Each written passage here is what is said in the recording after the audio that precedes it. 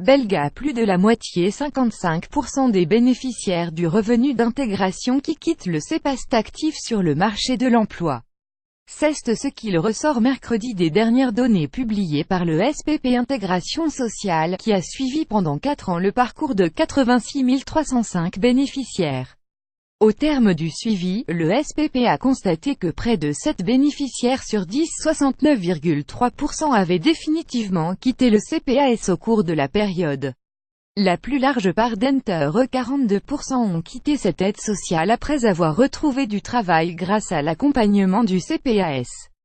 L'analyse est plus vérifiée en Flandre 48% et à Bruxelles 44%, qu'en Wallonie 37%, et s'explique par un taux de vacances d'emploi plus élevé dans les 2 premières régions.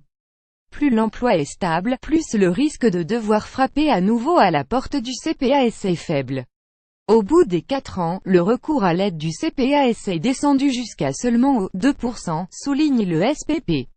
Une autre grande partie des bénéficiaires, 24%, qui quittent le CPAS, le font car ils ont récupéré leurs droits aux allocations de chômage. Une fois au chômage, ces personnes peuvent suivre d'autres parcours de formation ou de mise à l'emploi, tels que ceux proposés par le Forum et Actiris, un suivi qui porte ses fruits puisque 13% de la totalité des bénéficiaires suivis, soit plus de la moitié des personnes ayant à nouveau droit au chômage, ont retrouvé un emploi après un trimestre au chômage.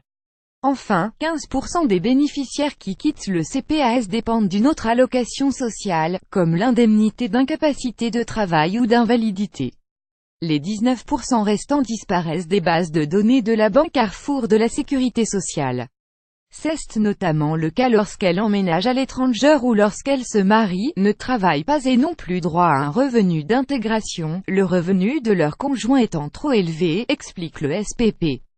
Le ministre de l'Intégration sociale Denis Ducarme se réjouit de ce résultat qui devrait, selon lui, encore s'accroître avec la généralisation du projet individualisé d'intégration sociale PIS et la réforme de l'exonération socio-professionnelle. Le PIS conditionne l'aide octroyée à une démarche d'intégration sociale pouvant passer par un service à la communauté. L'exonération socio-professionnelle vise à générer un effet de seuil lors de la mise au travail d'une personne émargeant au CPAS en vue de renforcer la valeur travail.